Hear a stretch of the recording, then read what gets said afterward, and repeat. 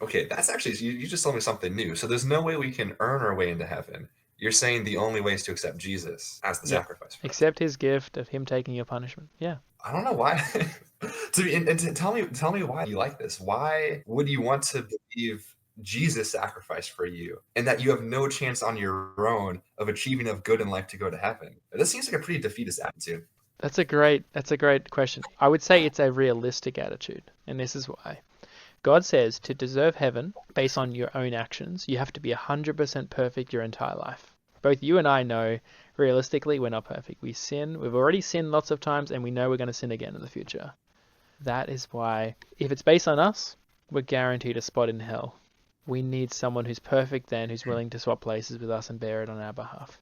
Okay. That seems pretty harsh of God to require 100% virtue to enter, say, the kingdom of heaven. Why But would it he make shows how it holy he purposely is. unrealistic for anyone to achieve such grace? Yeah, it shows how good he is. It's like this. If a judge in a court of law is like, hey, I'm not going to really punish many criminals, only punish some criminals, I'll let the others just go free, no consequences. The judge is actually not a good judge because he's not upholding the law. And God is so good, he's going to make sure every injustice then gets punished. Okay, interesting.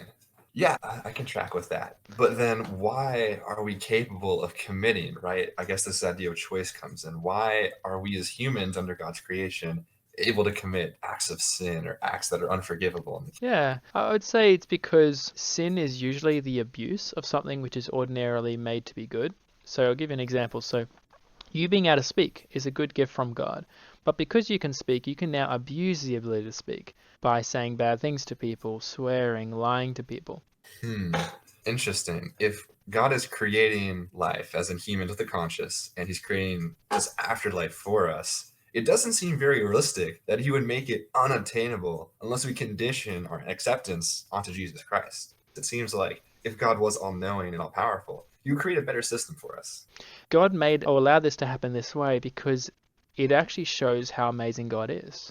If we got to heaven somehow by our own actions without Jesus' help, then up in heaven we're going to be like, haha, look at me, I was such a good person, that's why I'm here. It's all about us then. But if we're going to heaven simply because of what Jesus did, then it's actually all about him. And our praise and our thankfulness is going to him. So we get to really see God's love when we realize he's the one that saves rebels like us. Hmm. Wow.